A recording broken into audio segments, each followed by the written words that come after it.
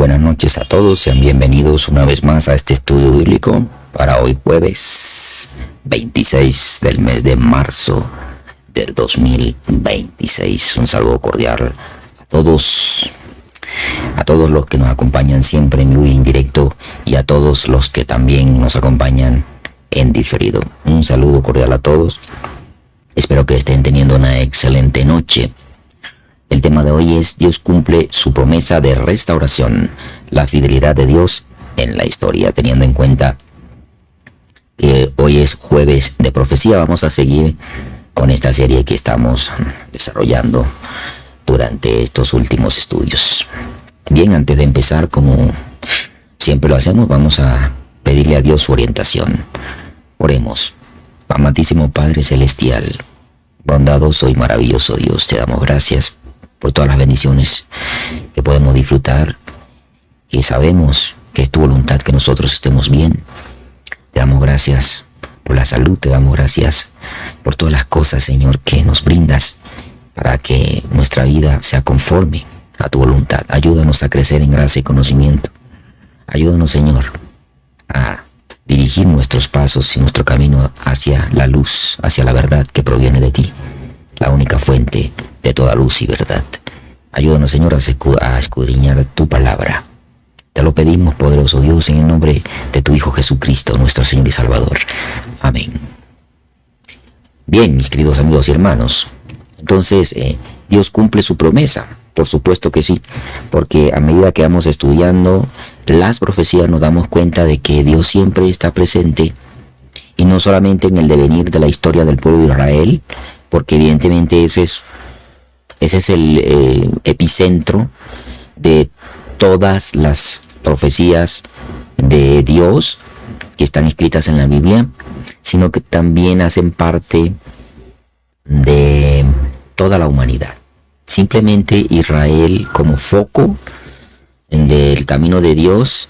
Sobre ese escenario Dios ha hablado a manera de ejemplo para toda la humanidad. No significa que únicamente se centre en el pueblo judío, como muchas comunidades creen y piensan, que Israel es solamente el pueblo de Dios y solamente en ellos es que Dios se revela y más nada. Ya entendemos que con la aparición de Jesucristo como el Hijo de Dios, las cosas pues se amplían, ¿no? Pero eso no significa que también tenemos que desechar ahora a Israel. Por supuesto que no, como bien lo describe el apóstol Pablo, que no es que haya Dios desechado al pueblo de Israel, sino que es a partir del pueblo de Israel donde Dios se reveló, y a partir del endurecimiento del pueblo de Israel es que se abren las puertas para el resto de las naciones. Esto hace parte obviamente del plan de salvación de Dios. Esto nos demuestra que Dios tiene todo controlado, que Dios sabe cómo es y hacia dónde se dirige la historia de la humanidad, porque Él es omnipotente, omnisciente. Entonces estas cosas lo que nos ayudan es a entender cómo Dios tiene bajo control todas las cosas desde la fundación del mundo. Así que es por medio de las profecías que nosotros vamos precisamente entendiendo este tipo de cosas, ¿cierto? Para poder entender hacia dónde se dirige la humanidad, tenemos que entender cómo fue la historia de Israel, porque a partir de eso es que tenemos las bases para conocer el futuro. Bien, comencemos. Dios cumple su promesa de restauración, y aquí nos vamos a enfocar a la restauración del pueblo santo. ¿Cómo va a ser? ¿En qué momento va a ser? ¿Cómo se desarrollarán estas cosas? Pero más que todo es la demostración de la fidelidad de Dios en la historia, que Dios es fiel, que lo que Él promete lo cumple, que lo que Él advierte lo cumple. Es una profecía y su cumplimiento. ¿Ok? Se cumplen los 70 años del exilio. Ya hablamos acerca de lo que ocurrió con las tribus del norte, que fueron exiliadas, fueron esparcidas entre las naciones, y luego quedó el reino del sur con la casa de David, a quien Dios hace una promesa que iba a permanecer. Sin embargo, la tribu de Judá no hizo caso de la advertencia que Dios le había dado. Después del ejemplo de sus hermanos, el pueblo judío no tuvo en cuenta el castigo de las 10 tribus perdidas, y entonces lo que ocurrió después fue el cumplimiento de lo que Dios ya había advertido a través de los profetas, ¿no?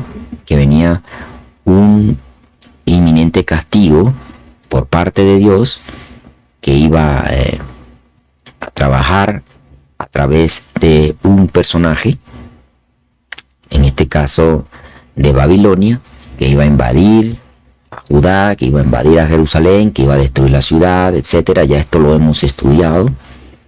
Lamentablemente, pues, el pueblo judío no hizo caso de estas advertencias y se presenta, pues, finalmente esta realidad que Dios quería evitar, pero que su pueblo no hizo caso. Entonces, la justicia de Dios es así. Él tiene que cumplir lo que advirtió.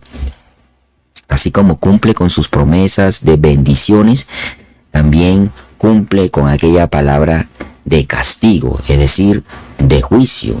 Lo mismo que un juez en un tribunal, después de haber dado un veredicto, el juez no puede echarse para atrás, porque lo que está haciendo el juez es hacer cumplir la ley. Eso es todo. Lo mismo hace Dios, ¿no?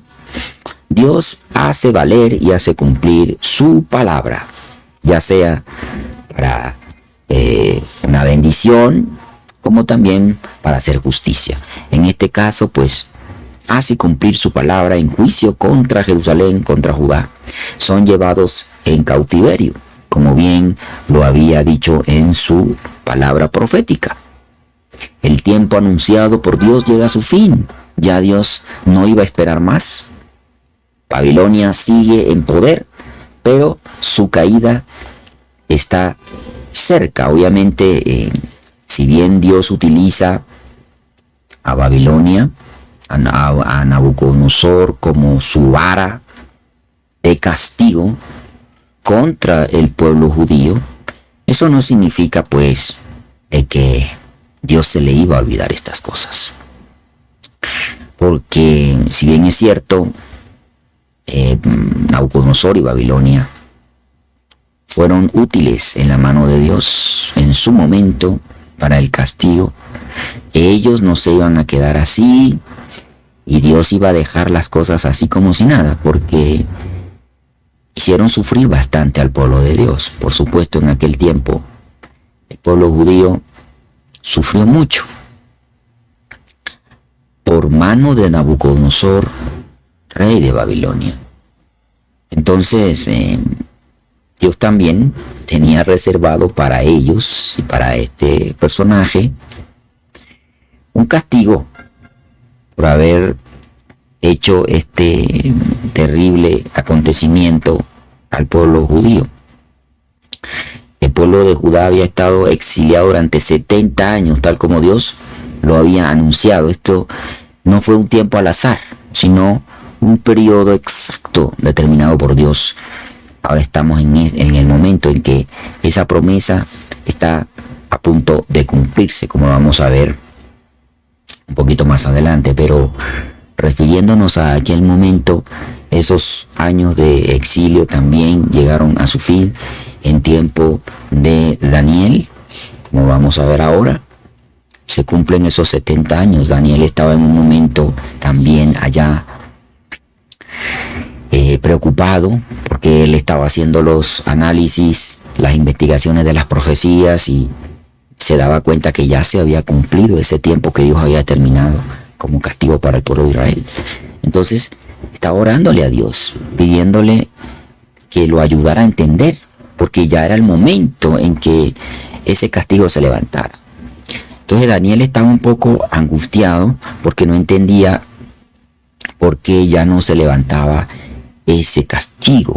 En ese momento de investigación profunda es que Dios se manifiesta y le habla a Daniel. ¿Por qué? Porque Dios espera que se cumpla su palabra. Entonces, no iba a actuar antes Dios, sino que iba a esperar que su juicio llegara a su fin. Si Él había dado un tiempo determinado, ese tiempo tenía que cumplirse, porque Él es fiel en su palabra.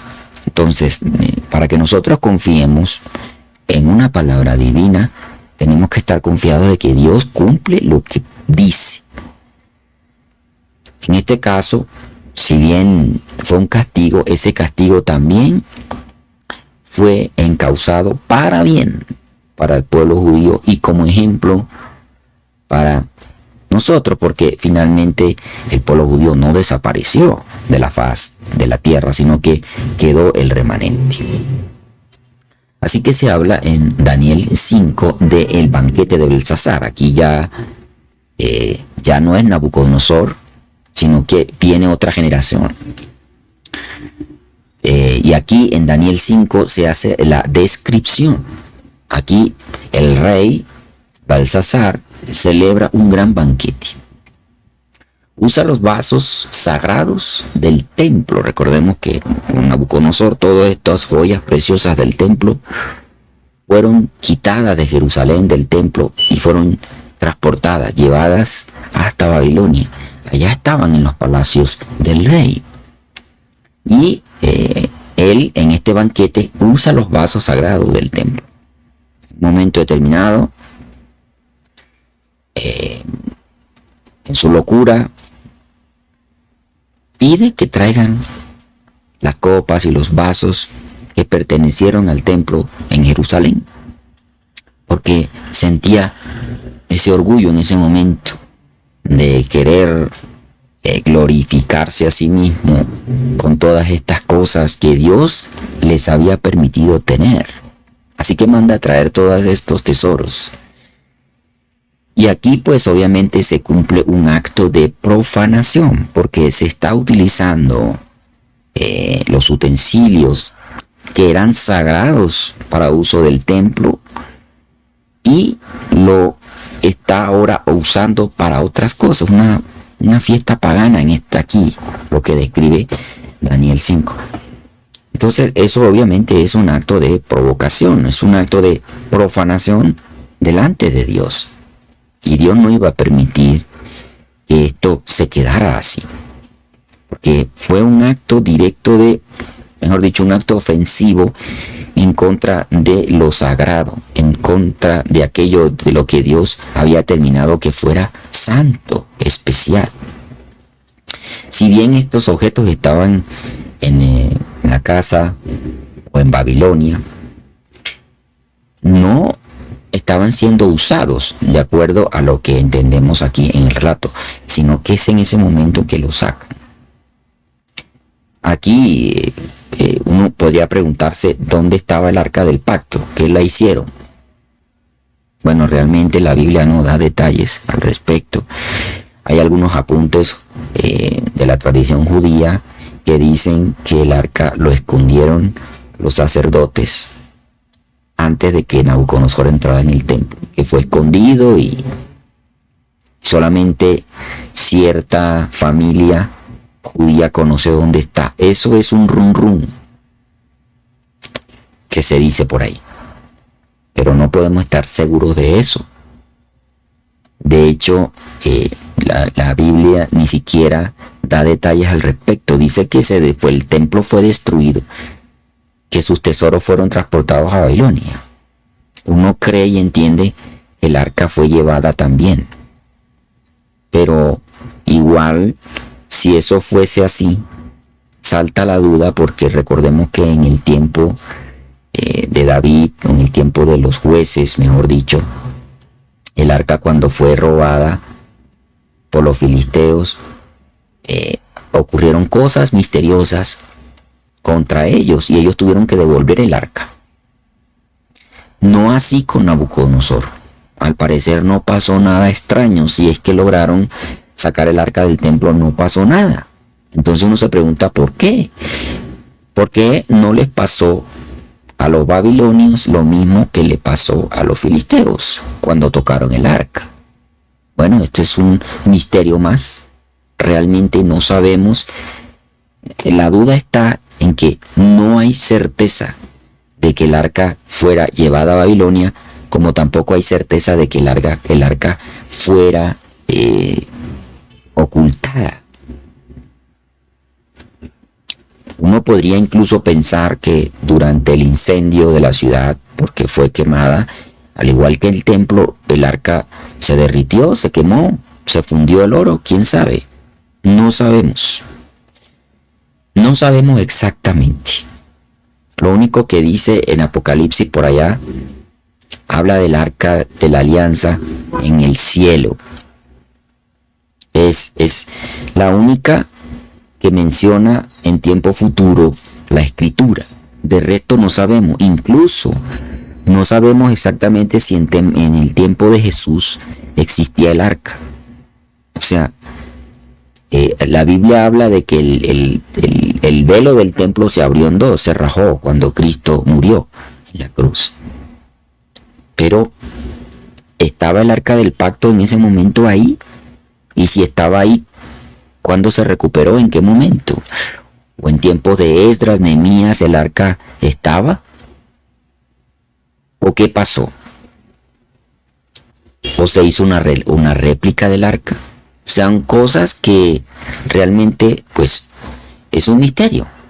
Porque ya después de la destrucción también del templo en el año 70 por los romanos, también es el mismo tipo de especulación.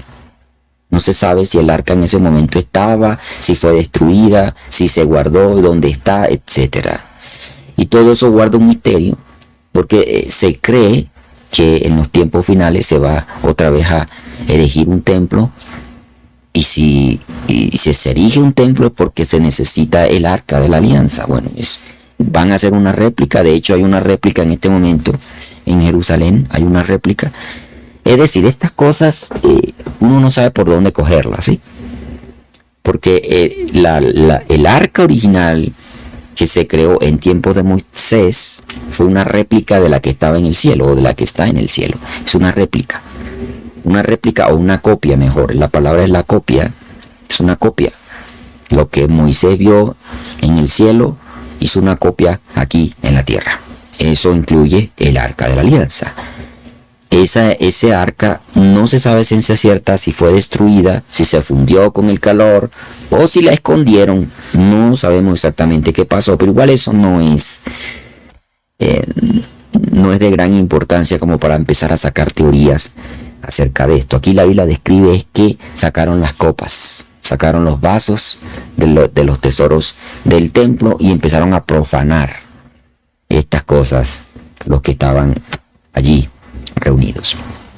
Entonces, después de eso ocurre algo terrible, que es lo que describe Daniel 5:6. Vamos a ir allá a la Biblia. Daniel capítulo 5, versículo 6. Dice entonces, vamos a leer un poquito el 5. Dice, en aquella misma hora aparecieron los dedos de una mano de hombre que escribía delante del candelero sobre lo encalado de la pared del palacio real, y el rey veía la mano que escribía. Verso 6. Entonces el rey palideció y sus pensamientos lo turbaron, y se debilitaron sus lomos y sus rodillas daban la una con la otra. Bueno, una exageración, es una forma de describir lo mal que se sentía el rey en ese momento. Está viendo esa escena. El rey está viendo esta escena después de haber profanado los tesoros del templo. Ve esta escena, ¿no? Y ve en la pared que se escribe Mene Mene Tekel Uparsin. Y él, al ver esto, obviamente se aterra, se asusta mucho. Y aquí, entonces, viene ese momento de angustia del rey y pide que alguien interprete eso, porque no se sabía qué significaba eso en ese momento. Y por qué en ese momento aparece este tipo de cosas que parecían fuera de lo normal, algo que no se veía. Obviamente cualquier persona que vea esto se va a aterrar, por supuesto. Bueno, finalmente llaman a Daniel, que Daniel era conocido por su gran sabiduría. Así que lo llaman, eso está en Daniel 5, 28 al 30, vamos a leerlo. Daniel 5, 28 al 30.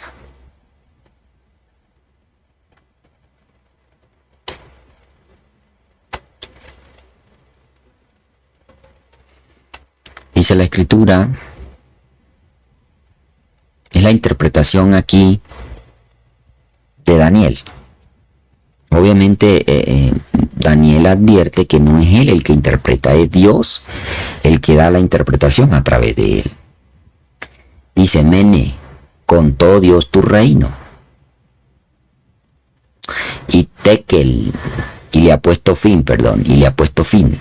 Tekel, pesado has sido en balanza y fuiste hallado falso.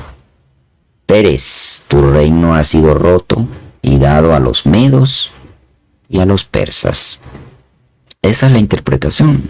Aquí estamos viendo un juicio de Dios para con aquellos que fueron la mano cruel y despiadada que cayó sobre los judíos y sobre Jerusalén en aquellos tiempos, y que aquí este famoso rey se ufanaba de la gloria que Dios le había concedido, pero no le daba la gloria a Dios. No le daba la gloria a Dios. Así que en ese momento Dios interviene y le advierte lo que va a pasar a través del profeta Daniel. Interesante, porque en este juicio, en esta sentencia de Dios, no tardó mucho para que se cumpliera. Fíjense la diferencia entre una cosa y la otra, porque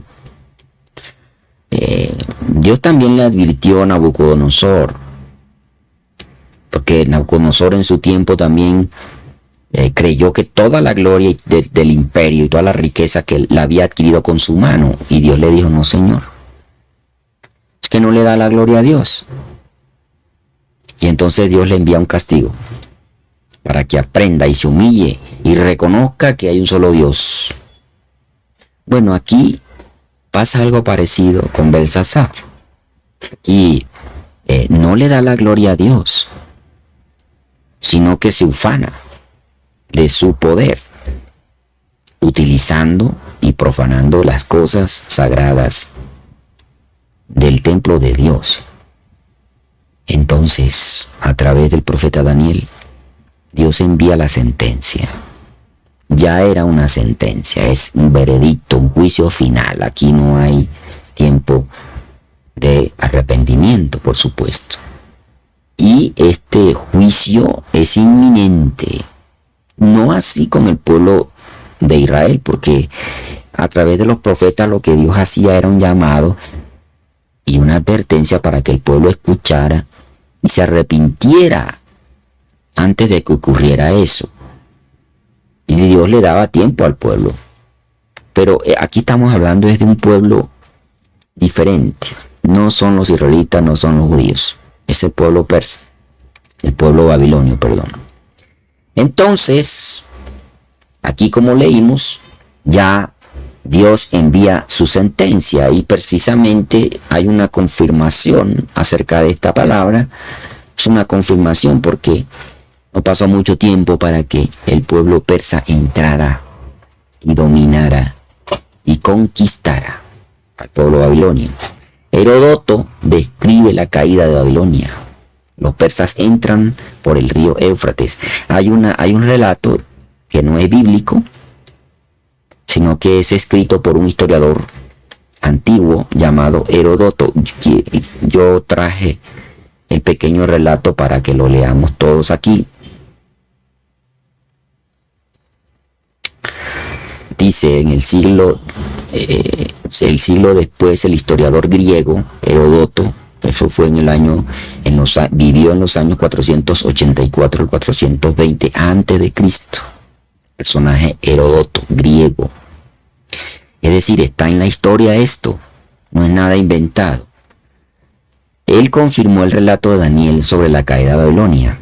Entonces, ¿qué es lo que dice? Esto está escrito en la historia de Babilonia, en el libro 1, párrafos 191 al 192. Dice así: valiéndose de un canal, los persas desviaron el río Éufrates, porque este río atravesaba la ciudad de Babilonia.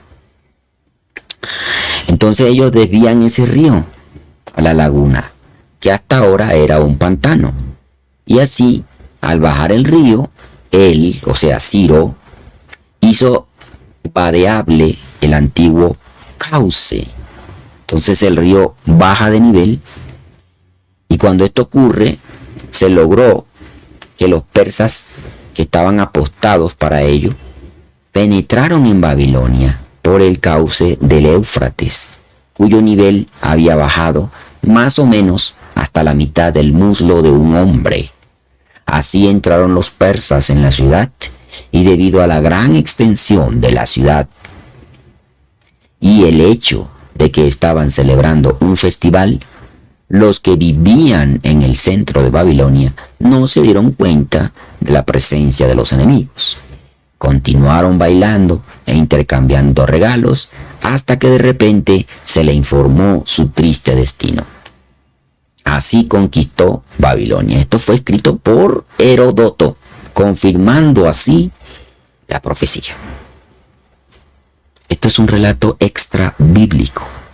Lo que hace es que nos confirma, evidentemente, la veracidad de la Biblia. Esto es que el río Éufrates atravesaba la ciudad.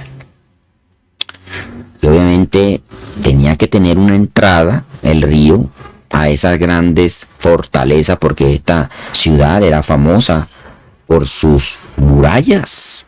Eran unas murallas impenetrables, que ellos no podían conquistarla simplemente subiéndose, no. Sin embargo, el rey, en este caso Ciro, pudo entender que el río que atravesaba la ciudad tenía una entrada, debía tener un lugar por donde entraba y un lugar por donde salía.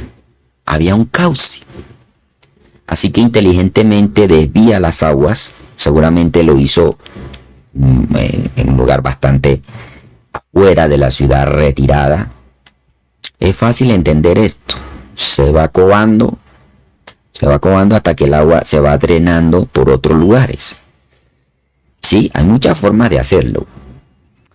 Pero lo cierto es que no fue necesario cambiar el caudal completamente del río, sino que bajara el nivel. De esta manera no se daban cuenta fácilmente de que el río había desaparecido, sino que las aguas se iban bajando lentamente hasta que llegara a un nivel en que los soldados pudiesen entrar por el lugar donde entraba el río a la ciudad. Obviamente, esto debía tener algún tipo de seguridad, tal vez una reja, quién sabe, pero ya era más fácil entrar. Y así lograron los persas entrar en Babilonia, y como estaban de festividad, todo el mundo tomando, enviándose regalos, nadie estaba vigilando, y mucho menos tenían la imaginación de que alguien podía entrar por ahí. Y precisamente esa noche, seguramente la guardia estaba como siempre en sus lugares, pero en ese lugar del río nadie sospechaba semejante cosa. Así la historia demuestra la veracidad de la palabra de Dios. Así fue destruida Babilonia en ese momento. Así que la profecía se cumple, tal como Dios lo había revelado desde un principio. Después de la caída de Babilonia ocurre algo extraordinario. El rey Ciro permite que los judíos regresen a Jerusalén. Esto lo describe también Isaías. El templo es reconstruido. Dios no solo castiga, también restaura. también restaura. Entonces vemos aquí que es un Dios de justicia y también un Dios benevolente, un Dios de misericordia, porque si bien castiga, no elimina por completo, sino que da la oportunidad de que otra vez se comience desde el arrepentimiento, ¿no? Dios siempre está dando la oportunidad de que haya arrepentimiento. Es como un padre amoroso con su hijo. Si bien hay momentos de castigo, el padre nunca deja de amar a su hijo y siempre va a extender sus brazos de amor hacia sus hijos, pese a los castigos.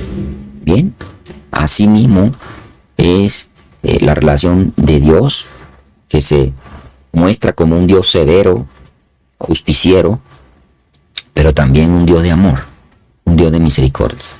Parece un contraste entre las dos cosas, pero realmente ambos actos demuestran la benevolencia de Dios y su justicia, porque un Dios que no hace justicia, pues no se puede confiar en él. Así que llega la restauración de Israel con Esdras y Nehemías. Ahí están los libros bíblicos, tanto de Esdras como Nehemías, en el cual se hace esa descripción, ¿no? Cómo se regresa a Jerusalén después de ese exilio en Babilonia. Pero, ¿por qué 70 años? Era necesario pues también que esa generación que había sido llevada cautiva a Babilonia muriera. Fueron toda esa generación que desechó la palabra y la profecía de Dios antes, esa generación que sale de Jerusalén y es llevada cautiva a Babilonia, esa generación muere y nace otra generación. Esa nueva generación que nace es la que regresa. Esto se parece mucho a lo que ocurrió también en Israel cuando salieron de Egipto, que transcurrieron 40 años en el desierto, de manera tal que esa generación que salió de Egipto muriera en el desierto, y la nueva generación que nacía, los jóvenes, esos fueron los que entraron finalmente a la tierra prometida. Entonces acá es algo parecido. Hay un lapso de tiempo de 70 años en el cual todas esas personas que salieron de Jerusalén mueren en Babilonia, y la nueva generación, los jóvenes, los niños, ellos son los que regresan. Entonces los judíos regresaron y se empieza a construir de nuevo el templo. Aquí es donde surge la pregunta, ¿no? Si el arca estaba en ese momento. Entonces, bueno, ya no quiero seguir en ese tema, porque igual eso es un misterio que la Biblia no despeja para nada. Pero sí es un momento en el cual se inicia ese proceso de la construcción del segundo templo, que fue bastante difícil, de acuerdo a la profecía, lo que se narra. No fue que lo hicieron enseguida, porque fue un periodo larguísimo, que había que reconstruir las murallas de Jerusalén y también el templo, y eso requirió mucho tiempo, mucho esfuerzo, mucho trabajo. Si bien el regocijo de todos estos judíos que regresan a Jerusalén, pues a empezar de cero otra vez, también la Biblia describe que ellos sufrieron mucho, sobre todo por personas que se oponían todo el tiempo a la reconstrucción. Entonces, sí, como dice la profecía, fueron tiempos angustiosos. Y ese segundo templo que se inicia con Zorobabel, con Josué, no se termina totalmente hasta el tiempo de Herodes, que es con Herodes donde se invierte en la explanada del templo y se logra reconstruir, porque ya estaba un templo más o menos formado, pero es Herodes quien lo engrandece, quien lo embellece, quien le da esa gloria. Es en el tiempo de Herodes cuando entra Jesús. Ese templo en que entra Jesús fue el que Herodes, el rey Herodes, lo reconstruye, lo embellece, lo engrandece. Si bien es cierto que con Esdras y Nehemías se ponen las bases y se logra hacer un templo pequeño, es con Herodes que se da finalmente esa gloria.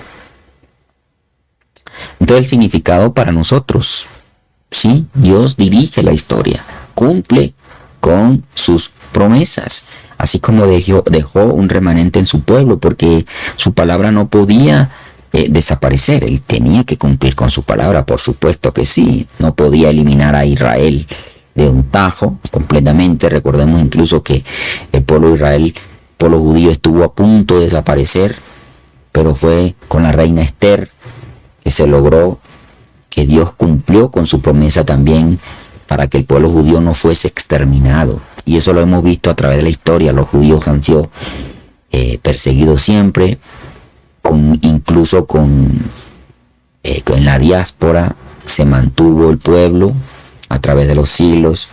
Finalmente con Hitler en la Segunda Guerra Mundial casi también hay esa exterminación del pueblo judío. Pero a pesar de todo eso, Dios permanece en su palabra, porque Él es fiel en su palabra. Y Él le prometió a Abraham, a Isaac y a Jacob que la descendencia de Israel iban a ser como las estrellas del mar. Entonces uno lo que ve es que la palabra de Dios permanece. Entonces aquí podrían muchos decir, es que el pueblo actual que está en Israel no son los judíos, por esto y esto. Bueno, aquí podríamos hablar de muchas cosas, pero pues uno tendría que pararse en una línea y pensar en quién le va a creer. Si le creemos a la palabra de Dios, que dice que la descendencia de Abraham iba a permanecer, que la casa de David va a permanecer, o le creemos a los historiadores, ¿sí? Entonces, ¿a quién le creemos? Es evidente que de pronto todos los que integran hoy en día la nación de Israel no son judíos. Pues obviamente eso es algo muy claro. No todos son descendencia directa, pero debe haber un remanente, porque de lo contrario, ¿cómo podríamos explicar la palabra de Dios? Es decir, su promesa de que un pueblo salido de la sangre israelita, el propio pueblo físico de Israel, iba a estar presente incluso cuando venga Jesucristo. Porque en su palabra Jesucristo dijo, y como dice la Escritura, y mirarán al que traspasaron y llorarán como el que llora por el hijo primogénito. Entonces ahí esa profecía está describiendo ese momento en que Jesucristo regresa. ¿Y a quién le está hablando así? Al pueblo de Israel, al pueblo judío. Entonces, obviamente, el pueblo judío está mezclado con otras naciones, y los que hoy integran la nación de Israel, seguramente muchos de ellos no son judíos, pero debe haber una línea directa. Debe haber una línea directa judía, porque de lo contrario, ¿cómo se explicaría las promesas de Dios? ¿Y cómo se explicaría el cumplimiento de la profecía de Dios en los tiempos finales? Porque incluso el Apocalipsis habla de que habrán 144,000 israelitas. Entonces, ¿de dónde va a sacar Dios hoy en día ese linaje? Bueno, son preguntas que quedan ahí abiertas, ¿verdad?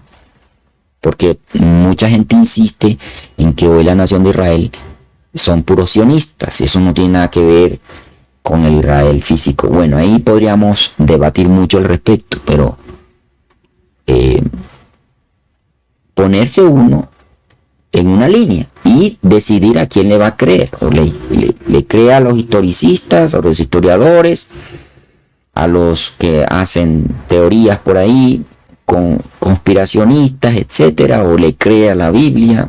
Bueno, ¿a quién le cree? Pues sí, tiene que haber un remanente de Israel. Tiene que haber un remanente de Israel. De lo contrario, la palabra de Dios, si no fuese así, Dios estaría mintiendo. Así como le prometió a la casa de David un linaje que se sentase en su descendencia. Tiene que haber un linaje de David hoy. Tiene que haber un linaje de David. ¿Dónde está? Eso es otro tema de estudio. Pero si no está, entonces, ¿cómo podemos aceptar que Dios cumple lo que dice, lo que promete?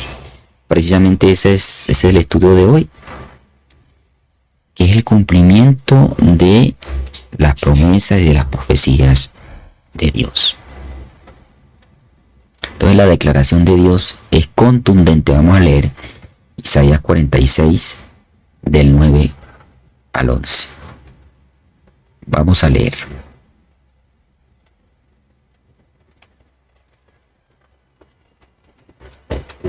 Dice: acordaos de las cosas pasadas, de los tiempos antiguos. Entonces, esto es un mandamiento de Dios, sí, es acordaos. Entonces no podemos olvidar, cuando uno está leyendo una profecía que ya se cumplió, eso no quiere decir que la tenemos que desechar, sino que Dios dice y advierte que tenemos que acordarnos de eso que ocurrió, y para acordarnos tenemos que leerlo. Tiempos antiguos, porque yo soy Dios y no hay otro Dios, y nada hay semejante a mí, que anuncio lo porvenir. Él predice las cosas que van a pasar antes que ocurran, desde el principio y desde la antigüedad, lo que aún no era hecho. Y aquí podríamos hablar mucho acerca de esto, porque ya desde la primera semana de la creación ya uno entiende muchas cosas. Que digo, mi consejo permanecerá y haré todo lo que quiero. Entonces, ¿quién se le puede oponer a los designios que Dios establece? Que llamo desde el oriente al ave y de la tierra lejana al varón mi consejo. Yo hablé y haré venir. Lo he pensado y también lo haré. ¿Sí? Oídme, duro de corazón, que estáis lejos de justicia. Haré que se acerque mi justicia, no se alejará, y mi salvación no se detendrá. Pondré salvación en Sión y mi gloria en Israel. Bueno, es la palabra de Dios. Entonces toda la profecía gira en torno a Israel. Toda. Porque es la forma como Dios se da a conocer al mundo. Imagínense ustedes que Dios estuviera pasando de un pueblo a otro, de un pueblo a otro. Bueno, sería un Dios inexacto.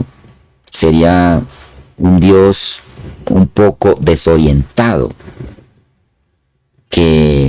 O caprichoso, porque lo que empieza lo desbarata.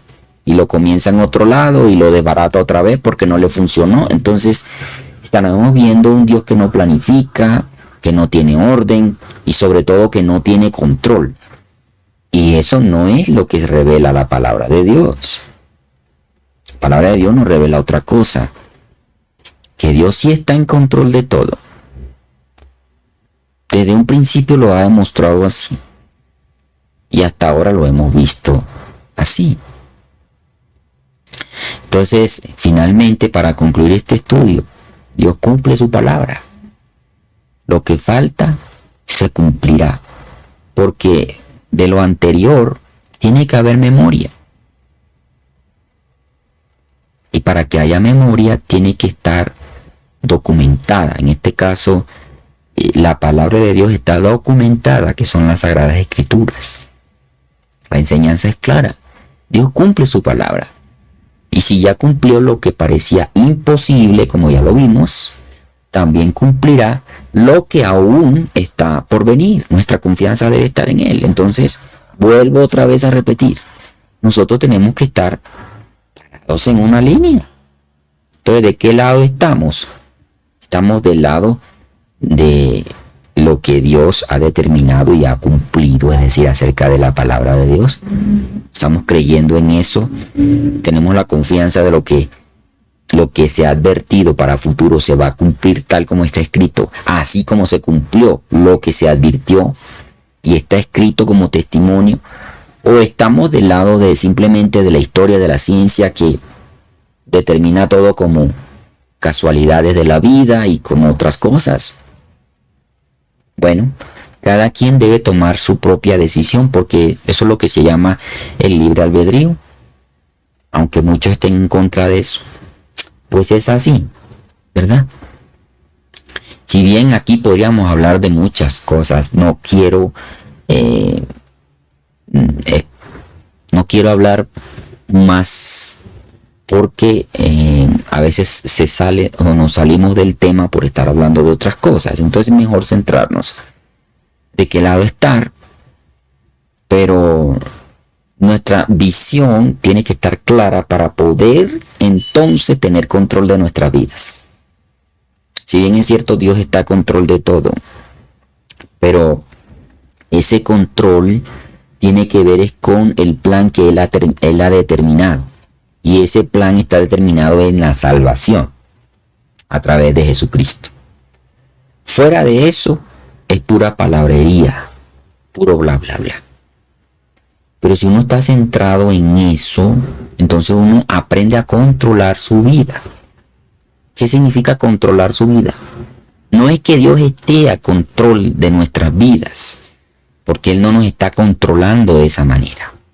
Él controla el rumbo de la humanidad, pero porque encausa para bien todo, a fin de que su plan se cumpla. Y su plan es salvarnos de la muerte. En eso se define el amor de Dios, ¿sí? Pero no está controlando nuestra vida porque somos nosotros los que tenemos que decidir finalmente. Y el camino por donde seguir, nosotros somos los que controlamos eso, porque podemos salirnos del camino y Dios no lo va a impedir, porque Él no se va a hacer responsable de nuestras propias acciones. Finalmente, quien tiene que dar y rendir cuenta de la obra, cada quien lo hará, porque Jesucristo no va a rendir cuenta de lo que yo hago. Yo tengo que rendir cuenta delante de Dios de lo que estoy haciendo hoy en mi vida. Cada paso que doy, cada acción que hago, la hago por convicción, o lo hago por accidente, o lo hago por ignorancia, sea como sea, yo soy el que estoy determinando el control de mi vida. Y ese control puede estar dirigido hacia Dios, como también puede estar dirigido hacia mi propio camino. Dios siempre deja a libertad que nosotros actuemos, pero también nos aconseja, porque si no nos aconsejara, también fuera un Dios injusto. Pero Él da una salida, siempre da la salida y nos dice, es mejor para ti, nos dice, es mejor para ti que te conduzcas por aquí, pero no nos obliga. Entonces, ese control de Dios está sobre el devenir de la humanidad, para que se cumpla todo lo que Él ha dispuesto desde antes de crear todas las cosas. Todo lo que ocurre, ya Dios lo sabe. Y este es un tema también muy amplio. No quiero profundizar en eso, pero es así. Pero igual, todo lo que hagamos o dejemos de hacer está en nuestro propio control.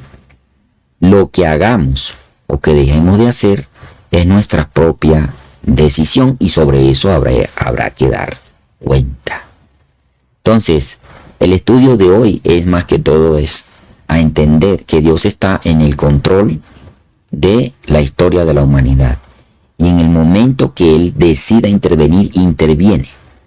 Y nos ha demostrado a través de la Sagrada Escritura que su palabra se cumple. Y la historia ha corroborado muchas de las cosas que están escritas en la Biblia. Eso quiere decir que hay un testimonio para nosotros. Y ese testimonio es veraz. Ese testimonio es contundente. Eso significa de lo que está por pasar, que lo que está por ocurrir a futuro, se va a cumplir. No importa de qué lado de la historia estemos nosotros, si estamos del lado de Dios o si estamos del lado de la humanidad, igual va a pasar. Cada quien puede pensar lo que quiera, pero la convicción de la fe es creer lo que Dios ha determinado. Pero finalmente, nosotros, como hijos de Dios, tenemos que poner nuestra convicción en un lugar. O le creemos a Dios o no le creemos. Eso ya cada quien entonces mira de qué lado está. Yo simplemente acá traigo el estudio para reforzar a todos los que creemos en la palabra de Dios, para reforzar nuestra fe, en nuestra confianza. Y el que no lo considere así, porque este canal está abierto a todo público, igual también está en libertad de rechazar lo que aquí se dice. Bueno, mis queridos amigos y hermanos, hemos llegado al final del estudio. A todos les deseo una feliz noche, que Dios los bendiga y nos vemos en una próxima oportunidad. Hasta pronto.